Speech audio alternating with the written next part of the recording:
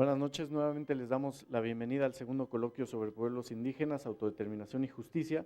En esta última mesa, nuevamente tengo el gusto de presentar a los integrantes, la maestra Erika Bárcena Arévalo, al magistrado Luis Almazán Barrera y al licenciado José Merced Velázquez Pañeda, quienes nos platicarán sobre el litigio estratégico en los asuntos indígenas. Cedo nuevamente el uso de la voz a la licenciada Claudia Elizabeth Hernández. Hola, muy buenas tardes, ya noches a todos. Sabemos que están cansados, pero esta mesa es muy importante. Vamos a cerrar con broche de oro. El tema es el litigio estratégico en los asuntos indígenas. Es de suma importancia porque es la conclusión de todo el contexto que se ha venido dando en este coloquio. Para ello, comenzaré con la participación de la maestra Erika Bárcena Arévalo, de la cual me permito leer una pequeña semblanza. Ella es licenciada y maestra en Derecho, con opción terminal en Humanidades, por la Universidad Michoacana de San Nicolás de Hidalgo. Estudiante del doctorado en Antropología del Centro de Investigaciones y Estudios Superiores en Antropología Social, CICESA, en el DF. Integrante fundadora de Emancipaciones, colectivo de estudios críticos del derecho y las humanidades. Es parte del equipo de abogados de Cherán, en Pichátaro, Michoacán. Le damos la más cordial bienvenida y le cedo el uso de la voz.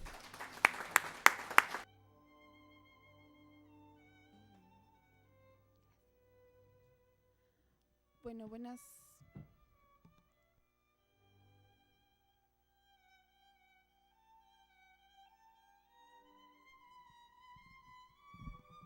¿Ahí se escucha? Sí.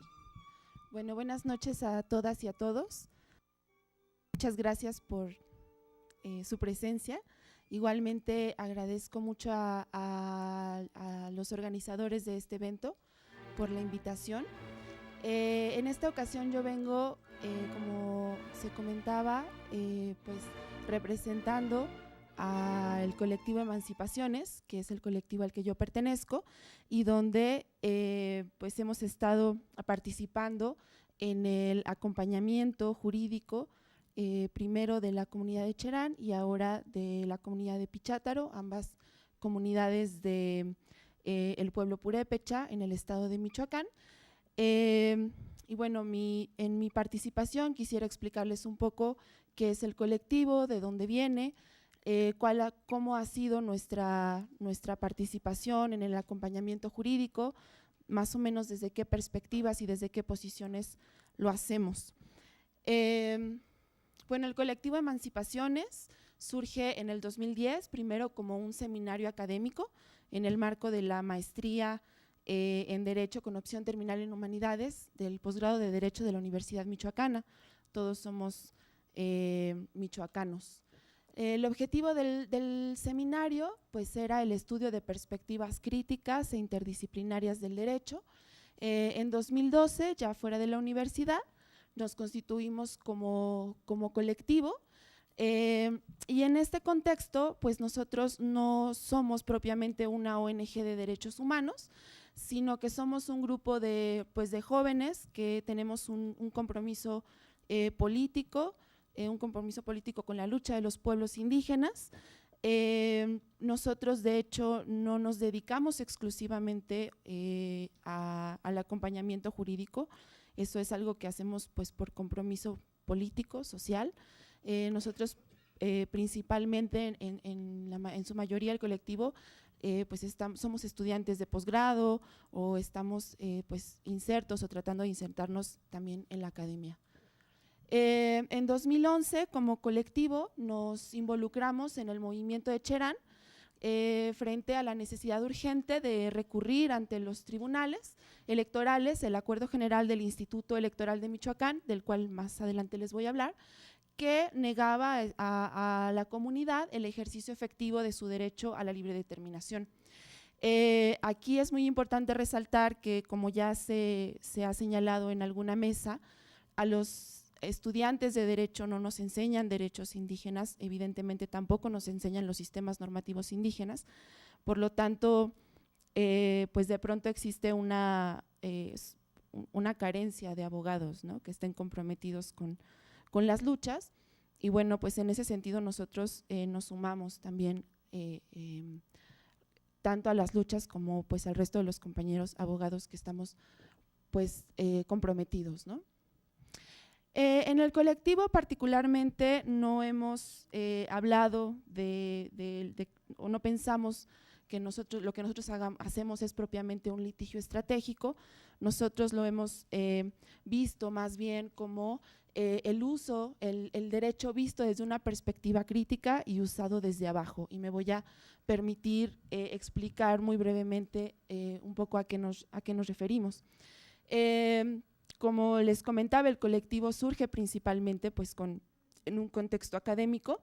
En este contexto académico nosotros realizamos en un primer momento un estudio y un análisis de la teoría de las epistemologías del sur de Boaventura de Sousa Santos y particularmente del texto ¿Puede el derecho ser emancipador? Las epistemologías del sur, muy brevemente, lo que postulan sería pues justamente que el conocimiento hegemónico ha invisibilizado otros tipos de conocimientos, otras formas de ser y otras formas de hacer, y que bueno, estas otras formas tienen que ser visibilizadas. Y particularmente en este texto pues se pregunta si el derecho, que es pues obviamente creado desde una perspectiva hegemónica, tiene algún potencial para para que los movimientos contrahegemónicos puedan lograr la emancipación. En este sentido, pues partimos del supuesto de que el derecho se crea y se aplica en contextos muy específicos, ¿no? Y aquí valdría recordar o poner como ejemplo la reciente ley minera, ¿no? Sabemos que la ley minera que da permisos o amplía las capacidades de las autoridades para otorgar permisos para la minería, que como se ha mencionado también en este coloquio, la mayoría de los recursos naturales se encuentran en los territorios de los pueblos indígenas y que es una ley que afecta particularmente, pues sabemos que esta ley no se crea en abstracto, no se crea de la nada, ¿no? Es una ley que se crea en un contexto económico, político muy particular, ¿no? Que es justamente esta cuestión del neoextractivismo capitalista, y así es el derecho, ¿no? El derecho se crea en estos contextos específicos y también se aplica en contextos específicos, ¿no? Igualmente partimos de la idea de que los derechos humanos no son universales, como también se ha comentado mucho a lo largo de este coloquio, y que no son, en ese sentido, no son para todos, ¿no? Los derechos humanos parece que en la práctica tendieran a ser de quien no los necesita. Y en este sentido, pues parece que la tesis marxista respecto del sujeto ideal de los derechos humanos cobra mucho sentido, ¿no? Parece que los derechos humanos, si fueran para el hombre blanco, de clase alta, ¿no? Evidentemente el derecho no está pensado para los pueblos indígenas, pero tampoco está pensado de origen para las mujeres, ¿no? Ni para otros sectores, y pues evidentemente esto es algo que solamente se ha logrado a partir de las luchas, ¿no? En este caso a partir de las luchas de los pueblos indígenas, el hecho de que se les reconozca, el hecho de que se garanticen sus derechos, aunque sabemos pues que el camino ha sido sinuoso, ¿no? Sin embargo, estas premisas no nos llevan a desechar al derecho como una vía posible para lograr abonar a las luchas sociales, en la medida en que ni el derecho ni el Estado pueden verse o pueden pensarse como cuerpos sólidos represores, es decir, no hay una especie de mente maquiavélica que lo tenga todo perfectamente calculado, porque sabemos que tanto en el Estado como en el derecho siempre hay aberturas, siempre hay contradicciones, siempre hay márgenes de interpretación que son puertas que se nos abren de pronto para poder utilizarlas y para poder apoyar la lucha social. Bueno, en este contexto, como les comentaba, nosotros a partir del 2011 nos involucramos en el proceso de la comunidad indígena de Cherán. Me parece que es conocida por ustedes. La lucha del pueblo de Cherán empieza pues principalmente por la cuestión de la tala indiscriminada de sus bosques, y también pues por una situación en la que tanto el crimen organizado como las autoridades municipales pues tienen ahí alguna especie de están coludidas, ¿no? Y bueno, esta lucha después empieza también a considerar pues que si los pueblos indígenas o si esta comunidad, como en tanto comunidad purépecha, tiene el derecho a la libre determinación, y si los partidos políticos no han dado los resultados que habían prometido, pues valía la pena ejercer este derecho. En este sentido, no abundo en este contexto por cuestiones de tiempo y porque supongo que Tata Meche abundará en esta cuestión y sobre todo en cómo se está dando el proceso. Bueno, el movimiento de Cherán inicia en abril del 2011, ese año era un año electoral, la jornada estaba prevista para el 13 de noviembre, se iban a elegir gobernador, presidentes municipales y el Congreso del Estado. En agosto del 2011 la Asamblea General emite un acuerdo que le envía al Instituto Electoral de Michoacán informándole que habían decidido no participar en las elecciones por la cuestión de la seguridad, y en un segundo escrito le plantea al Instituto Electoral de Michoacán que le solicitan se les respete su derecho a la libre determinación y por lo tanto no solamente no participar en el proceso, sino además ejercer este derecho. El Instituto Electoral de Michoacán da una resolución en la que en términos generales dice este instituto es un instituto de legalidad, no de constitucionalidad. ¿Por qué dice esto? Porque el IEM dice, bueno, mi ley que me rige, ¿no?, que es la ley, el Código Electoral de Michoacán, no me habla nada de usos y costumbres, no me habla nada de derecho a la libre determinación, por lo tanto, este es un derecho que tú, Cherán, solamente tienes reconocido en la Constitución Federal y yo no puedo reconocerte un derecho que está en la Constitución, porque no está en mi ley, ¿no? Y con este argumento nos contesta y en la comunidad pues decidimos conjuntamente promover un JDC, un juicio para la protección de los derechos político-electorales del ciudadano, que finalmente va a resolver la sala superior de este tribunal, ¿no? Nosotros, como comentaba y reitero, nos integramos al movimiento de Cherán con un acompañamiento jurídico. La estrategia jurídica siempre ha estado subordinada a la movilización política y social y no a la inversa, ¿no? Es decir, nosotros hemos tratado de acercarnos a la comunidad y en un primer momento al movimiento, bajo el entendido de que no es el movimiento el que se tiene que adaptar al derecho, sino que es el movimiento el que va a utilizar al derecho si es que le conviene, si es que lo considera, para que le abone a su causa. Por lo tanto, no es el movimiento el que va a girar en torno al derecho, sino el derecho el que se va a utilizar en torno a las necesidades del movimiento. Eso nos ha implicado a nosotros como abogados un diálogo continuo e intercultural sobre las necesidades de la comunidad y del movimiento, ¿no? Nosotros no pertenecemos a ninguna comunidad indígena, sin embargo, el estar acompañando a la comunidad, desde luego que nos ha implicado una obligación de abrirnos también para entender, ¿no?, para lograr un entendimiento mutuo, ¿no? Y sobre todo porque hemos intentado y hemos procurado siempre en los escritos judiciales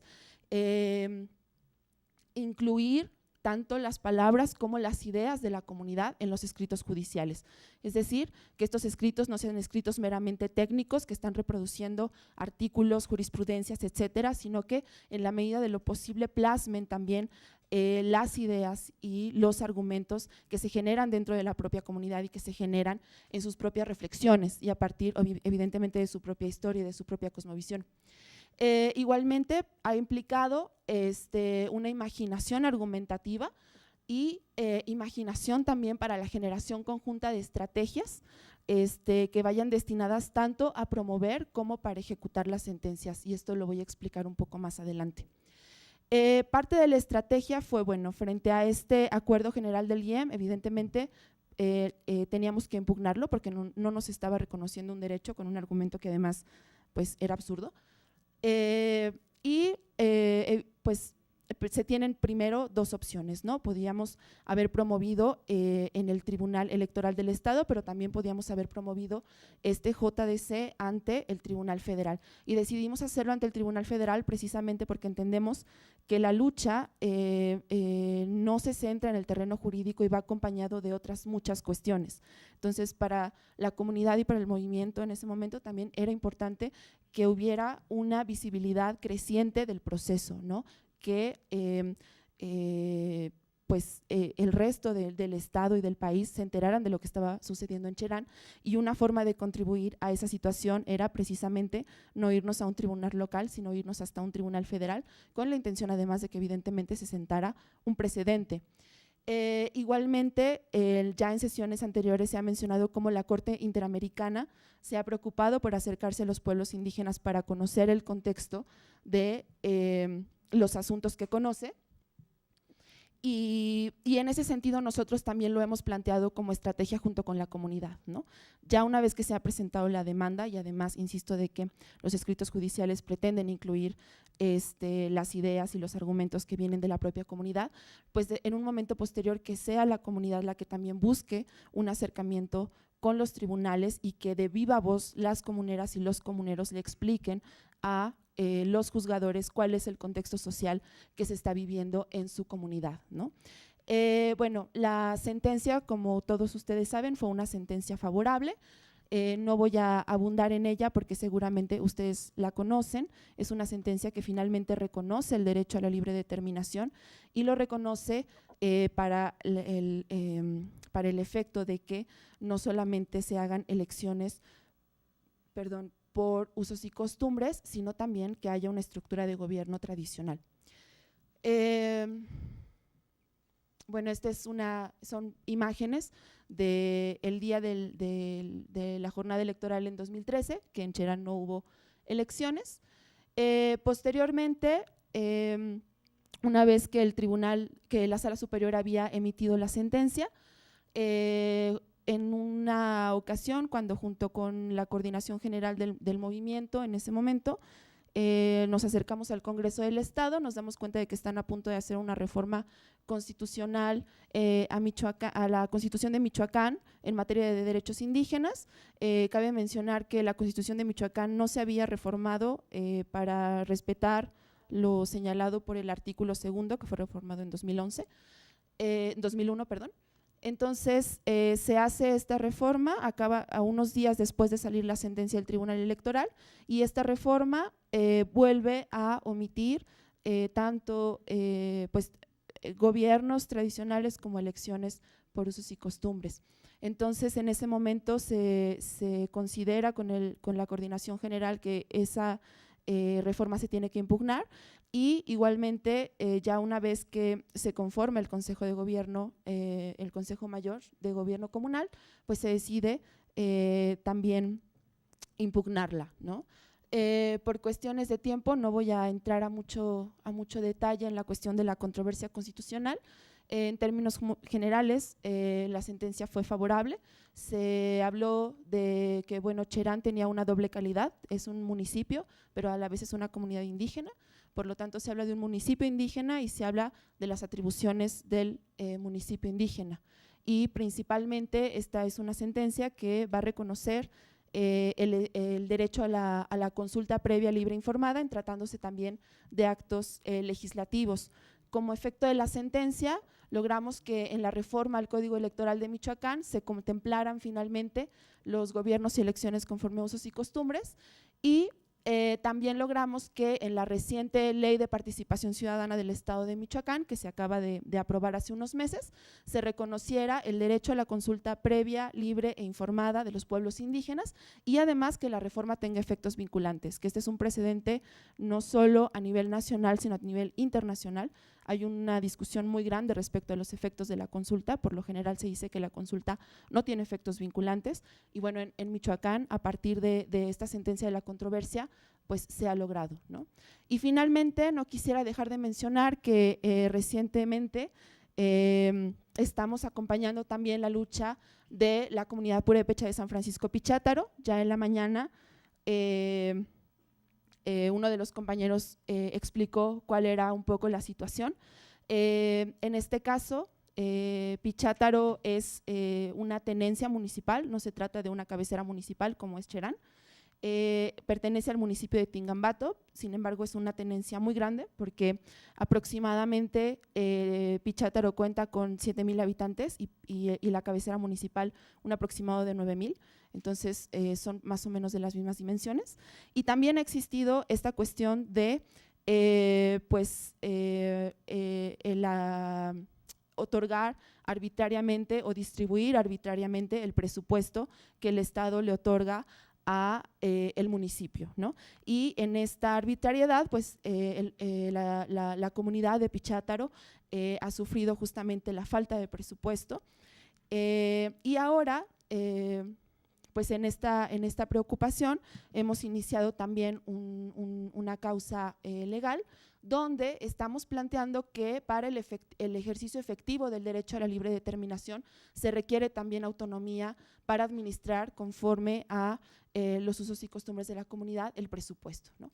La libre determinación se debe poder ejercer tanto a nivel municipal como a nivel tenencia, ¿no? Son estas dos premisas importantes. Las comunidades indígenas no son responsables de ser cabeceras municipales o de ser agencias municipales. Evidentemente, esta es una cuestión que deviene de la división política que se ha hecho a partir del Estado. Entonces, una comunidad, si hablamos de que los pueblos indígenas tienen el derecho a la libre determinación, pues debemos de poder afirmar que lo pueden ejercer tanto a nivel municipal como a nivel comunidad, ¿no? Independientemente de si del nombre que el Estado le dé, ¿no? No importa si es cabecera municipal o si es agencia o tenencia.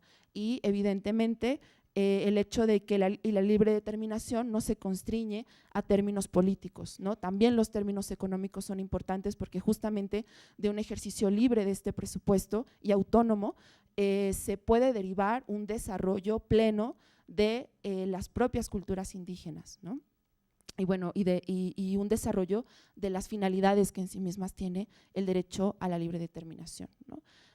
Por mi parte sería todo y agradezco de nuevo a todos ustedes.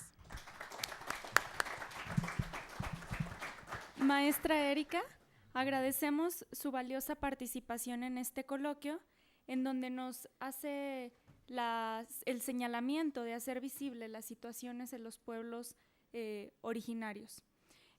Ahora ahora damos paso a la participación del magistrado Luis Almazán Barrera, de quien me permito leer una síntesis curricular. El magistrado Luis Almazán nació en Tepecoacuilco de Trujano Guerrero, ¿es correcto? Él estudió la licenciatura en Derecho en la Escuela de Derecho y Ciencias Sociales de la Universidad Autónoma de Guerrero. Cuenta con la especialidad en Administración de Justicia en Juzgados de Distrito. Cursó la maestría en Derecho Fiscal en el Colegio Mayor de San Carlos, Campus Pacífico, obteniendo el grado de maestro en Derecho Fiscal. Ha concluido el programa académico del doctorado en Derecho Constitucional y Penal en el Instituto de Estudios Superiores en Derecho Penal. En su trayectoria profesional ha desempeñado cargos en el Estado de Guerrero como secretario de Acuerdos en los Juzgados de Primera Instancia del Ramo Civil, secretario proyectista en la Sala Civil del Tribunal Superior de Justicia, juez de primera instancia en el Estado. Dentro del Poder Judicial, se ha desempeñado como secretario del Primer Tribunal Colegiado del 21º Circuito, secretario de Juzgado del Segundo Distrito de Amparo en Materia Penal en el Distrito Federal y secretario del Juzgado Segundo del Distrito A de Amparo en Materia Penal en el Distrito Federal, secretario del Segundo Tribunal Colegiado en Materia Civil del Primer Circuito, juez sexto de Distrito B y quinto de Distrito en el Estado de Sonora, juez séptimo del Distrito en el Estado de Guerrero, juez sexto en el Distrito en Materia Civil en el Distrito Federal y actualmente se desempeña como magistrado del Primer Tribunal Colegiado en Materia Civil y de Trabajo del 21º Circuito. Actualmente actualmente del Cuarto Tribunal. Así es. Cedo el uso de la palabra al magistrado Luis Almazán. Muchas gracias. Gracias a ustedes que están aquí presentes todavía, ya es un poco tarde para ustedes. Agradezco mucho a los que organizaron este evento tan importante. Y entrando en materia, quiero comentarles de la importancia del juicio estratégico que se presenta. Para mí ha sido de gran importancia este tipo de juicios porque ha abierto el camino para emitir resoluciones muy importantes también.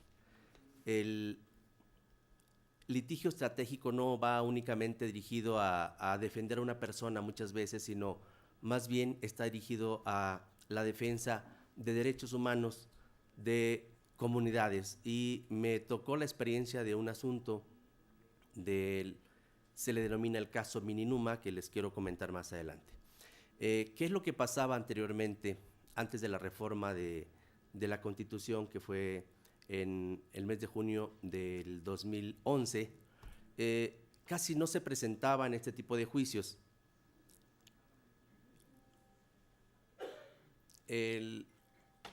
¿Por qué?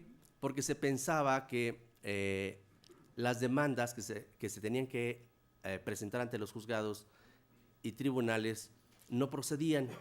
La idea era en el sentido de que si se reclamaban algunos derechos humanos, como podría ser el derecho al agua, el derecho a la educación, el derecho a la salud, realmente no se podían litigar ante los tribunales, según algunos pensaban, porque decían, es que estos derechos, no obstante que están establecidos en la Constitución,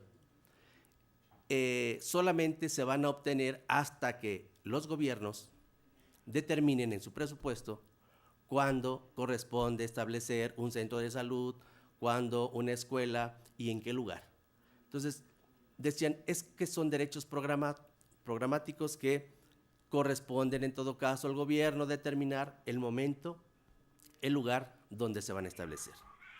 Sin embargo, esos litigios estratégicos vinieron a hacer un parteaguas también, porque se empezaron a plantear demandas de amparo ante los tribunales federales en los que se están reclamando violaciones de derechos humanos, pero no únicamente en lo individual, sino también de comunidades y de grupos de personas.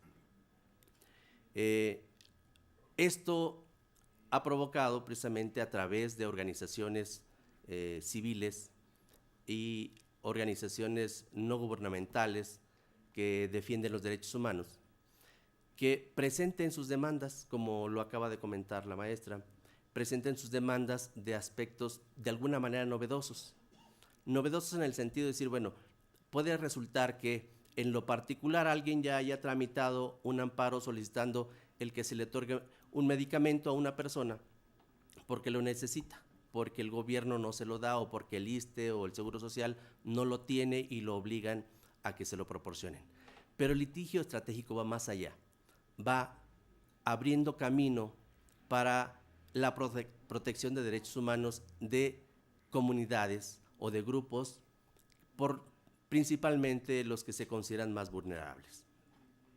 ¿Qué pasa en la actualidad? Bueno, si anteriormente existía la duda de que si procedían o no procedían ese tipo de juicios, que les comento, sí antes de esa reforma constitucional ya se habían planteado juicios de esa naturaleza.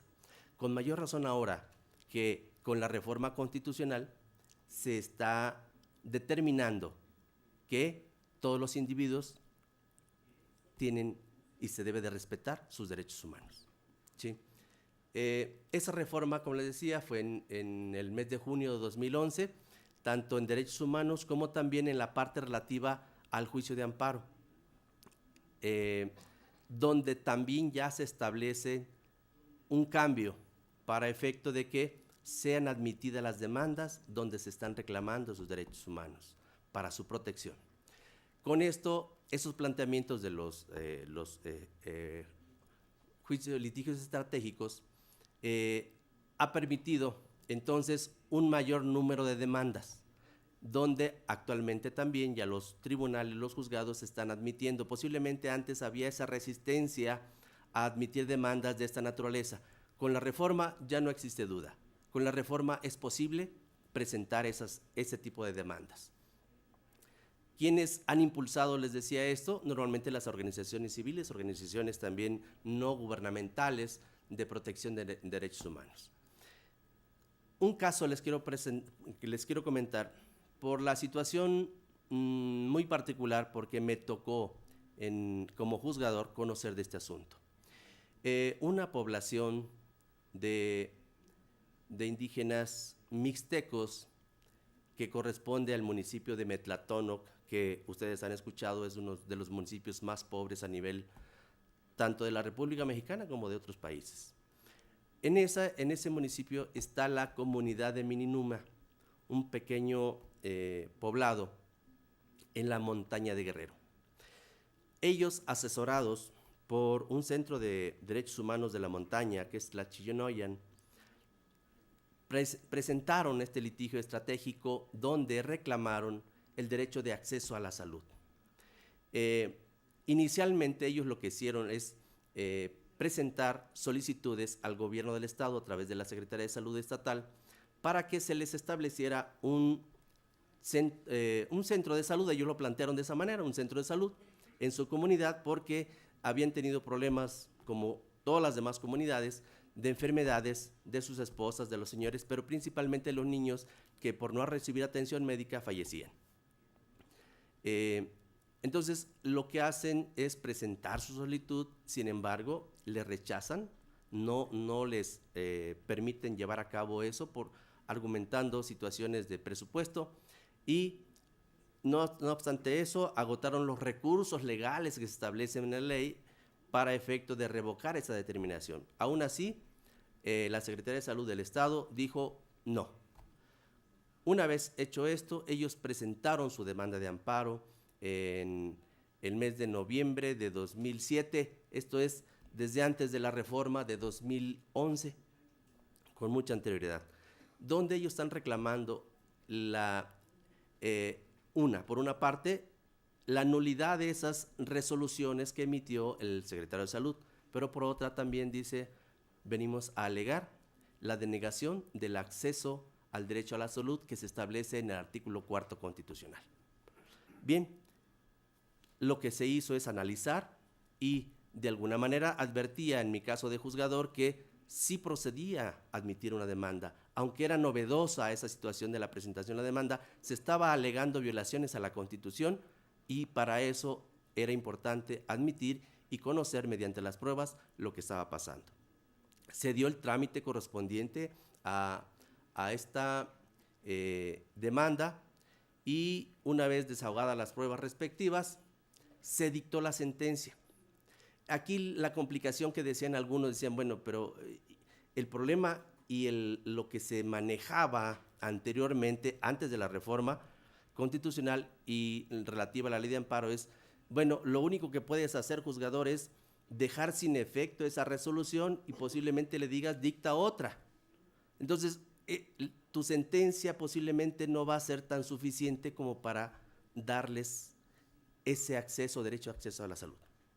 ¿Qué es lo que pasó en ese entonces? Entonces, lo que vimos en el planteamiento de la demanda es fijar los efectos de la sentencia. Se les concedió el amparo a esa comunidad indígena y se determinó cuáles serían los efectos de la sentencia, que para algunos decían, es que esto no va a ser posible ni se va a poder ejecutar. Primeramente, lo que vimos era efectivamente, ellos estaban proporcionando un lugar adecuado para tener su casa de salud en la comunidad, para que en ese lugar existieran medicamentos y se les pudieran proporcionar también atención médica. Ellos ya estaban proporcionando esa casa. Entonces, lo que se hizo en la sentencia, por una parte, era la situación de que habría que condenar al Estado, a la Secretaría de Salud, a decir, ¿sabes qué? Te obligo, mediante esta sentencia, a que le proporciones en esa casa de salud, que se la vas a adecuar, y también le vas a proporcionar los medicamentos indispensables que se presentan para esos cuadros de salud. Y también un médico a efecto de que pueda atender a las personas. Bien, pero no quedó ahí nada más. ¿Por qué? Porque el problema que se presentaba en esa comunidad es que las personas, las mujeres, los varones, los niños que se enfermaban, como ahí no tenían medicamentos, no tenían nada, ninguna clínica, tenían que trasladarse hasta la cabecera municipal. Su forma de llegar allá era caminando, porque tampoco los lugares, las brechas realmente estaban destrozadas por las lluvias, entonces siempre tenían que caminar, no obstante que se supone que era muy cerca, a 5 kilómetros, pero tenían que hacer 1 hora caminando. Bien, pero cuando iban allá las señoras a consulta, los señores a consulta, lo que había en la cabecera municipal únicamente era un vagón que hacía las veces de una clínica. Un vagón que hay una agrupación les entregó y en ese daba consulta un médico para toda la cabecera municipal, para todas las comunidades de ese lugar y únicamente con cierto horario, de las 9 a las 3 de la tarde me parece. Y les daban su ficha y el que alcanzaba ficha muy bien y si no se tenía que regresar para el día siguiente. Pero trabajaba de lunes a viernes. Y también el problema que se presentaba es que algunas ocasiones, aun cuando tuvieran la ficha, no podían pasar a consulta, tenían que regresarse. Entonces eran unas condiciones que no era posible. De verdad, quienes estaban ya demasiado graves tenían que irse hasta otro municipio para poder tener atención médica. Bien, tomando en consideración esas pruebas que también se aportaron y que se demostró que no existía un centro de salud también en la cabecera municipal donde pudieran ser atendidos, lo que se hizo también es determinar en la sentencia que el gobierno, la Secretaría de Salud, construyera un hospital en la cabecera municipal para que se atendiera a todas las personas de las comunidades circunvecinas.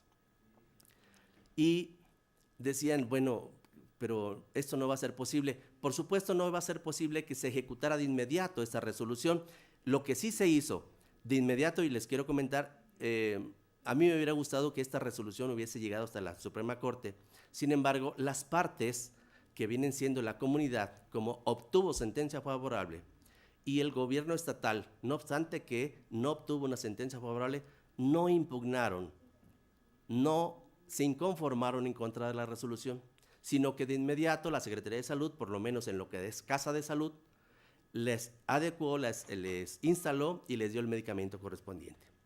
Lo que sí tardó para el cumplimiento fue la construcción del hospital, pero ya en la cabecera municipal.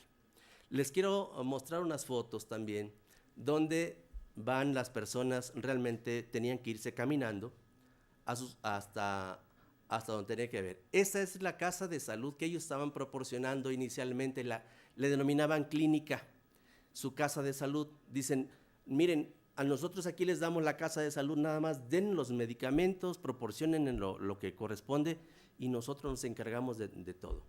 Bien, así es como se ofreció. Posteriormente, ya una vez dictada la sentencia, hubo un cierto cambio en la casa de salud.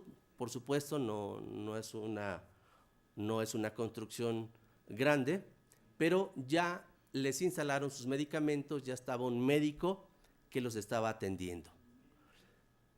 Posteriormente, aquí es una imagen de unas fotos que nos proporcionaron precisamente en el expediente, donde se advierte que están esperando unas personas en la cabecera municipal para pasar a consulta. Se tenían que estar esperando bajo el techo de algo porque a donde tenían que pasar era un vagón. Ya, eso es parte de la casa de salud. En la actualidad, ya les construyeron su hospital en la cabecera municipal. Entonces, estos litigios estratégicos sí sirven y esto da pauta y abre caminos para otras comunidades donde ya también pueden promover algún juicio similar, donde pueden obtener una sentencia favorable y también lograr la atención médica. Entonces, esto ya está en la cabecera municipal, lo que antes no tenían en esa cabecera municipal. Ya tienen su ambulancia, tienen su construcción. Realmente estaba pendiente aspectos muy pequeños porque hasta la fecha todavía no se ha dado cumplimiento a la sentencia desde el 2008 que se dictó. Sin embargo, el 90% de lo que se determinó en la sentencia ya está cumplido. Solamente ha habido aspectos técnicos que han hecho falta, por ejemplo, como cuestiones de radiocomunicación, antenas y ese aspecto que aún no se ha logrado. Sin embargo, el 90% de lo que se tenía que hacer ya está. Ya están atendiendo a personas en las dos, tanto en la comunidad como en la cabecera municipal.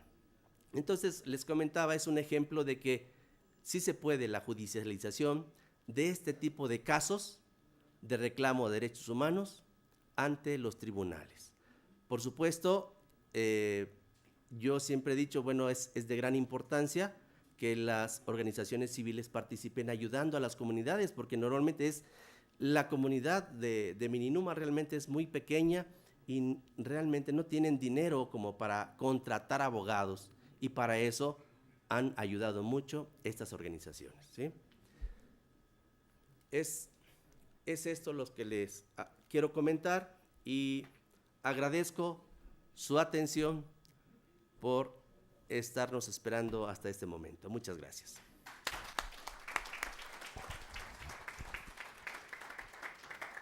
Magistrado, gracias por su destacada e ilustrada participación. Es muy importante para nosotros tener en cuenta que jueces y magistrados tienen una visión progresista del derecho y que son quienes pueden, a través de la impartición de justicia, romper los paradigmas sociales en los que nos venimos desarrollando. Respecto, él lo tocaba y es muy importante, el litigio estratégico es un litigio que se hace en beneficio de una colectividad, de un grupo de personas. Entonces, nos quedaría como reflexión que utilicemos el derecho como un instrumento de cambio social. A continuación, seguimos con la participación del licenciado José Merced Velázquez Peñeda, el Tata Meche, de quien me permito también leer una breve síntesis curricular. El Tata Meche nació y vive desde hace 38 años en la comunidad purépecha de Cherán. Es licenciado en Ciencias Políticas y Administración Pública, titulado con honores de la Universidad Nacional Autónoma de México.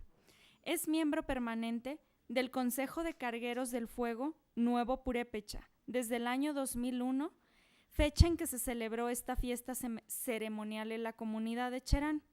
Fue asesor del primer Consejo Mayor del Gobierno Comunal de Cherán en el año 2014 y ha colaborado como analista en diversas dependencias de nivel federal, estatal y municipal, así como comunal. Se ha desempeñado como docente en diversas instituciones académicas del nivel básico, medio, superior y superior. Ha participado en varias investigaciones basadas en documentos sobre diferentes aspectos de la sociedad y la cultura purépecha. Actualmente, coordina de manera honoraria la formación del Centro de Documentación y Estudios del Pueblo Purépecha en su comunidad natal, Cherán. Le damos la más cordial bienvenida.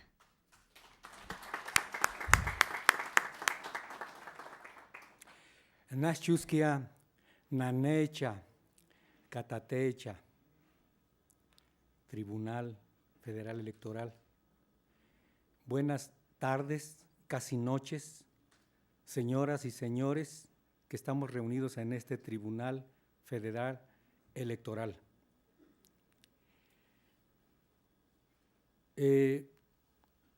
Antes de mi intervención, creo obligado a hacer un agradecimiento a la doctora Parasto Anita Merri Hashemi Dimalgani, porque prácticamente debido a la intervención de ella es posible que mi persona esté aquí en este lugar. También quiero hacer un agradecimiento público al magistrado Juan Carlos Silva Anaya, quien estuvo presente allá en la toma de protesta de nuestro segundo Consejo Mayor de Gobierno, y es una persona altamente comprometida con el proceso que están viviendo nuestros pueblos indígenas. Diría yo, no solamente Cherán, porque finalmente los pueblos indígenas somos la semilla, estamos convencidos de nuestra parte de eso, de la construcción del nuevo México. También quiero hacer un agradecimiento a la secretaria Beatriz Holguín Hernández, quien también con su atención contribuyendo en los aspectos administrativos, también fue quien hizo posible que estuviera mi persona aquí. Bueno, hablar de Cherán, quiero decir también que la intervención que yo voy a hacer la voy a dividir en 4 partes muy breves. En la primera parte voy a hacer una reflexión sobre el ser purépecha. En la segunda parte voy a hablar un poco apoyándome en un texto que escribí sobre la situación actual de Cherán, qué estamos viviendo en Cherán en este momento. Y en la tercera parte daré una explicación a manera de regalo de la comunidad purépecha de Cherán, porque son símbolos propios, profundos de nuestra esencia como Cherán Anapu hecha que somos, o sea, los nacidos en Cherán, y como purépechas guerreros que somos en esa comunidad. Al final terminaré con una reflexión que, como en Cherán, además del significado, a la comunidad de Cherán, hay que decirlo, fue a la única que no le cambiaron en el territorio de la Sierra Purépecha, a la llegada de los españoles, no le cambiaron ni le han cambiado el nombre. Cherán, desde tiempos inmemoriales, se llama así, Cheran, asustar. Por lo tanto, lugar donde asustan. Y se mantiene así, con su nombre original. Eso es algo que hay que resaltar. El otro significado de Cherán es el del lugar donde viven los que se visitan, los Purembin. Y esto es importante. Bueno, el primer punto es la reflexión. De acuerdo a lo que llevo investigado hasta el momento sobre nuestra esencia, sobre nuestro origen, los purépecha somos hijos del fuego. Al igual que otros hermanos indígenas de nuestro México, de nuestro continente y del mundo, somos veneradores del agua, la hermana agua, el hermano aire, el abuelo fuego y la madre tierra, Nanecheri. Pero los purépecha nos caracterizamos por ser veneradores eternos, permanentes de Kurik Keri, lo que los españoles, también hay que decirlo, a falta de conocimiento de nuestra lengua y de nuestra cultura, calificaron a nuestro Dios ancestral antiguo como Kurikaberi, y lo escribieron con C, y lo escribieron con V. Y en el descubrimiento que estamos haciendo nosotros colectivamente como purépechas, nos damos cuenta que es con 2 palabras en purépecha y separadas, pero que tienen una relación.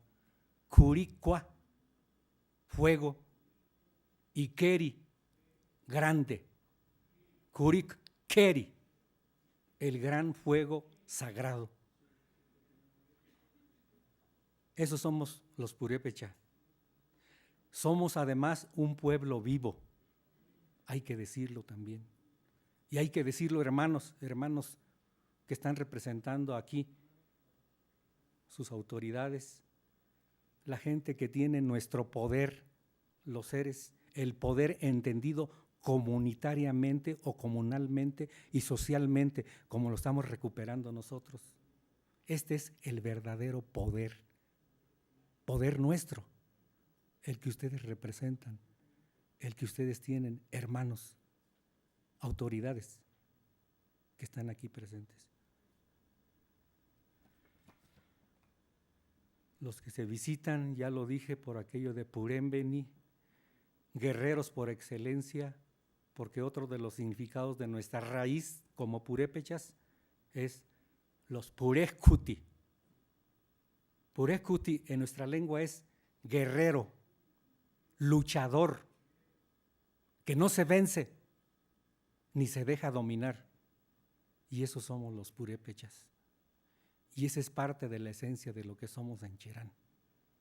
Por eso, humildemente, hasta donde como pueblo hemos avanzado, hemos logrado lo poquito que hemos podido hacer por nosotros mismos, pero estamos convencidos que si cuidamos este ser que creamos todos los de Cherán, puede ser algo que pueda en algún momento tomarse como modelo para transformar, volviendo a nuestras raíces, totalmente atendiendo a nuestra historia y a nuestra profundidad de los pueblos indígenas, transformar totalmente las situaciones de alta injusticia social, hay que decirlo, y de altas desigualdades económicas en el modelo en el que vivimos.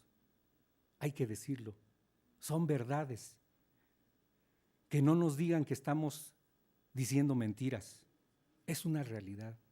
Es necesario transformar el modelo de desarrollo que nos han impuesto hasta la fecha, que se nos ha impuesto a los mexicanos, que se nos han impuesto a los pueblos indígenas. Es el tiempo de la gran transformación y los símbolos que estamos mostrándoles y compartiéndoles, hermanos, nos están diciendo eso, porque son símbolos muy profundos, pero que nos están hablando con la representación y los elementos que ahí están plasmados. Si queda tiempo, voy a explicarles el contenido de esos símbolos, pero la sola imagen creo que les está diciendo todo. En esta segunda parte, decía, voy a apoyarme en un texto que elaboré para referirme un poco a la situación actual de la comunidad de Cherán. Titulé este trabajito El gobierno comunal de Cherán y sus retos para la permanencia, reconstrucción desde el pensamiento purépecha y lograr así su permanencia, que es algo que nos preocupa a los mismos de Cherán. Nos preocupa que hayamos dado nacimiento a un bebé, por decirlo de alguna manera, así lo platicamos en nuestra comunidad, al que tenemos que cuidar ahora para que crezca, se desarrolle y dé fruto en su momento. Estamos preocupados. No se crean, tenemos que luchar contra muchas cosas. Apuntes para consolidar la experiencia de Cherán, subtítulo. En Cherán estamos construyendo todos un modo distinto de vivir que será comunal, diverso y autónomo. Inicio la lectura del breve texto. El gobierno basado en los usos y costumbres que surgió en la comunidad purépecha de Cherán es una extraordinaria forma de gobierno que puede ser una alternativa para implementarse en diversas comunidades indígenas de nuestra gran nación mexicana. Para que esto sea posible, en el futuro inmediato, el segundo Consejo de Gobierno Comunal, que recientemente hemos nombrado en las asambleas de Fogatas, porque es nuestra célula principal, en nuestras asambleas de barrios, desde abajo hacia arriba, y en nuestra gran Kertanguricua, la gran asamblea de la comunidad, que es nuestra máxima autoridad ahora, en nuestros tiempos. Nosotros ya no ocupamos de líderes, ya no ocupamos de dirigentes, ya no ocupamos, con todo respeto lo digo, de partidos políticos. Ya nos dirigimos y nos gobernamos nosotros mismos. ¿Por qué? En el caso de los purépecha, porque los purépecha fue, revisando la historia, fue el pueblo antiguo prehispánico que desarrolló con mayor excelencia el sistema de gobierno que tuvo. Nuestros antepasados tenían hasta espías de guerra en las fronteras de nuestro territorio. Así lo dicen los escritos. De ahí estamos retomando, de ahí estamos aprendiendo, hermanos, de ahí estamos construyendo. El proceso de Cherán no está acompañado ni de ideas extranjeras, ni de importación de ideas. estamos acudiendo a nuestro pasado para ponerlo en el presente y valorar las grandes virtudes que tuvieron nuestros antepasados. Y con aquello de que los purépecha nos consideramos un pueblo vivo, aplicarlo nuevamente en nuestra realidad. Nos preocupa, decíamos hace un momento, el proceso en el que estamos en Cherán, y consideramos importante que para retomar y consolidar este proceso, nuestras nuevas autoridades del segundo consejo, que ahora son 9 consejos. Nuestro gobierno empezó con 7 consejos, todos colectivos, todos en forma circular, organizados en forma circular, todos no jerárquicos. Aquí ya no hay de que el de arriba es más importante y el de abajo manda al de arriba. Rompimos con todo eso. Organización circular, sabiduría de nuestros antepasados. Organización horizontal, todos iguales. No hay más quien sea más. Y de ahí consideramos, decía, importante que se tomen en cuenta 2 documentos guías que tenemos hasta el momento para la aplicación del contenido de los mismos en todas las acciones a realizar. Por un lado, el documento filosófico, se los muestro nada más para que vean la simbología aquí, de elaboración colectiva. Algunos de sus autores están aquí y les merecemos respeto a ellos porque contribuyeron. Dije de elaboración colectiva porque todo así es ahora en Cherán, denominado Cherán Anapu Ireteri Juramucua en nuestra lengua. Al castellano sería Gobierno de la Comunidad Purépecha de Cherán, con el subtítulo de Juramucua Kanzacateri Erojtacuecha. Manual de la estructura y organización del nuevo gobierno, en el que se contienen los principios y las normas esenciales de este sistema de gobierno. Algunos de los aspectos importantes que contiene este documento son Cherán Anapu Guandanskua, breves antecedentes históricos de la comunidad de Cherán.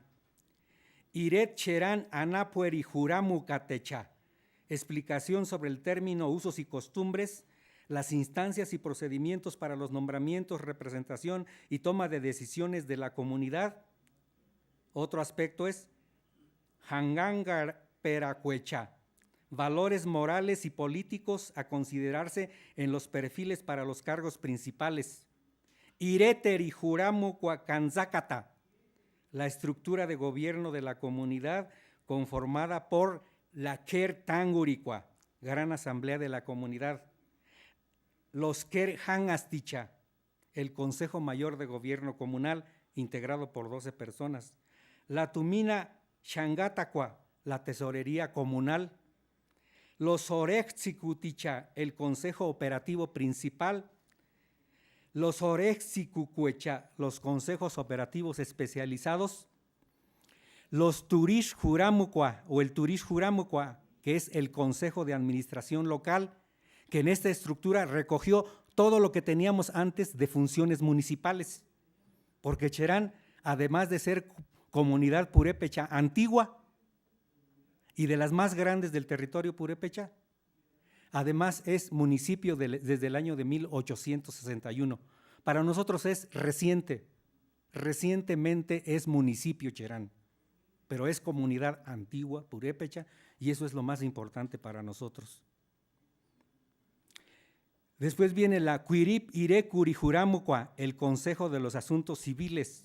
Después viene la Juramutzpecua, el Consejo de Procuración, Vigilancia y Mediación de Justicia. En este consejo está toda la organización de nuestra policía, de nuestra ronda comunitaria, que tiene 2 versiones, una que cuida el territorio municipal y otra que cuida el territorio comunal. Desde luego, no porque seamos nosotros bélicos, sino porque el enemigo que tenemos que enfrentar maneja ese tipo de lenguaje. La municipal está ligeramente armada y la que cuida nuestro territorio de bosques, todo nuestro territorio comunal está sofisticadamente armada. permanentemente. Bueno, así está la realidad. Luego, la Jarópecua, el Consejo de los Programas Sociales, Económicos y Culturales. Aquí descansan todos los programas de Sedesol, programas de dependencias federales, estatales, en este consejo están considerados. Luego viene la Irenga Aricuerechi Orexicua, Consejo Coordinador de los Barrios. Para nosotros este consejo es muy importante, importantísimo. Este consejo es el que hace el enlace con la célula principal de organización, que es la fogata, el barrio y la asamblea general y la comunidad en general. Importantísimo para nosotros. Después tenemos la Iretzicuerijurámucua, el Consejo de los Bienes Comunales. En este consejo, que está integrado también colectivamente por 6 personas, están recogidas todas las funciones de lo que antes llamábamos el representante de bienes comunales o el comisariado de bienes comunales. Todos los asuntos territoriales referentes a nuestra comunidad y la administración de los bienes comunales están en este consejo. Después tenemos, bueno, el Consejo de los Jóvenes, que fue un consejo que se creó en este segundo gobierno que tenemos, porque la labor de los jóvenes en nuestra comunidad ha sido importantísima. Ellos tienen a su cargo los medios de comunicación que se han generado en nuestra comunidad. Una radio que se generó después del movimiento de defensa de nuestros bosques, que se llama Radio Fogata, y una televisora, Cherán. Bueno, también, desde luego, ya nada más les voy a mostrar, este es de nuestro documento guía. Y si se fijan los principios, ahí están. Justicia, autonomía, dignidad, seguridad, libertad, y todo en nuestra lengua. Ses juramu cuacaire cuacaracata. Documento plan, diría, para hacernos entender acá con los funcionarios de las dependencias. Es nuestro plan. Aquí están nuestros ideales, nuestros principios, nuestras metas. Desde el 2012, que fue cuando nos sucedió esto, hasta 30 años después. Objetivos que queremos lograr en 30 años. Aquí están en este documento. ¿Sí?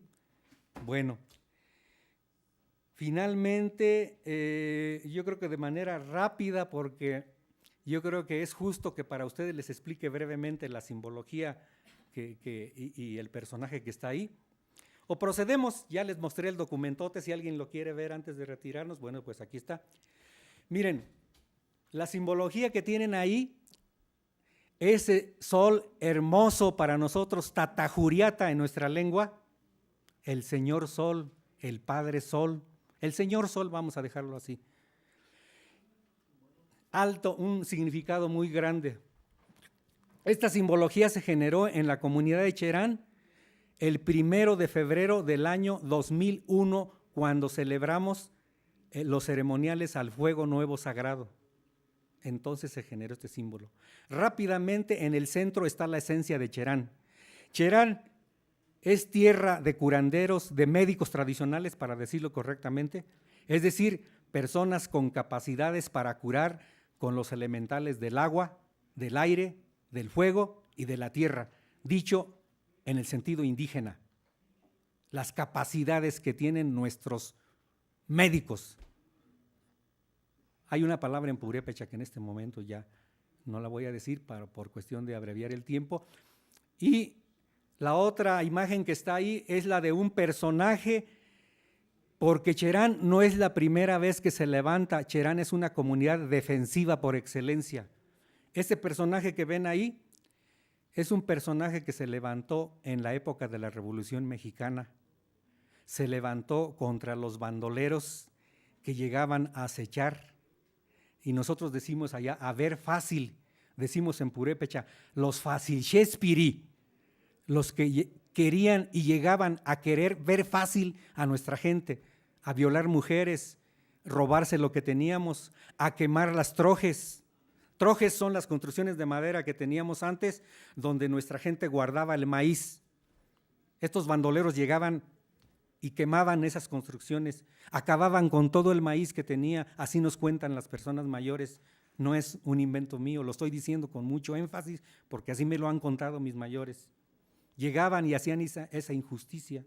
Este señor Casimiro Leco se levantó dignamente y enfrentó a este señor que comandaba a los bandoleros y lo respetó, le respetó su vida, de acuerdo también a los datos que me han dado las personas mayores sobre este personaje, porque no hay prácticamente nada escrito sobre él. Estamos construyendo su biografía, hermanos. Debemos de valorar a nuestros personajes, a nuestros hombres de nuestras comunidades.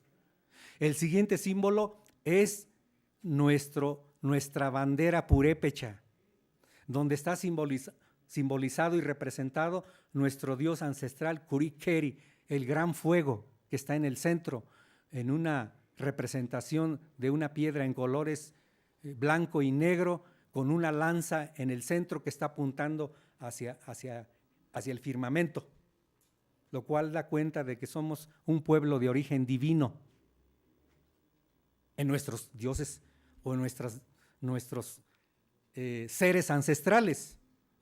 Aquí me cuido un poquito de utilizar estas palabras porque nosotros no estábamos hablando en términos de alguna religión, estamos hablando de nuestra esencia como purépechas. Y con eso quiero terminar. ¿Qué ha pasado con nuestros pueblos, hermanos? Una pregunta y una reflexión para terminar. ¿Qué ha pasado con nuestros pueblos hasta el momento? Ha pasado, entre otras cosas, que como vivimos en un mundo de alta materialidad, de alta cosificación, en el que nos han hecho entender que conseguir bienes, conseguir cosas es lo que nos hace felices a los seres humanos, nos han obstruido nuestra propia espiritualidad, la espiritualidad ancestral, la que nosotros estamos recobrando. Y vaya que los próximos gobiernos en el mundo, y es una fortuna que nuestros pueblos indígenas sean los aportadores, van a tener que recobrar esa esencia entre lo sagrado.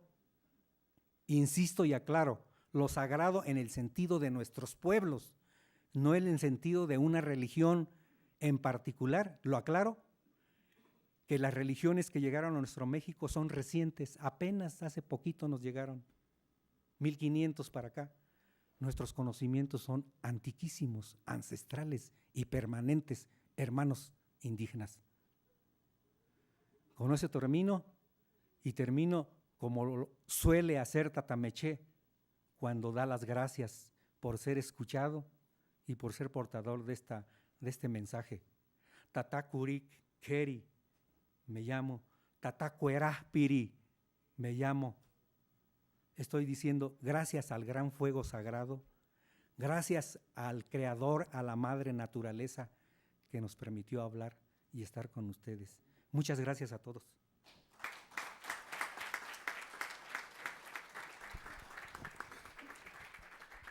Un deleite escucharlo, Tata Meche.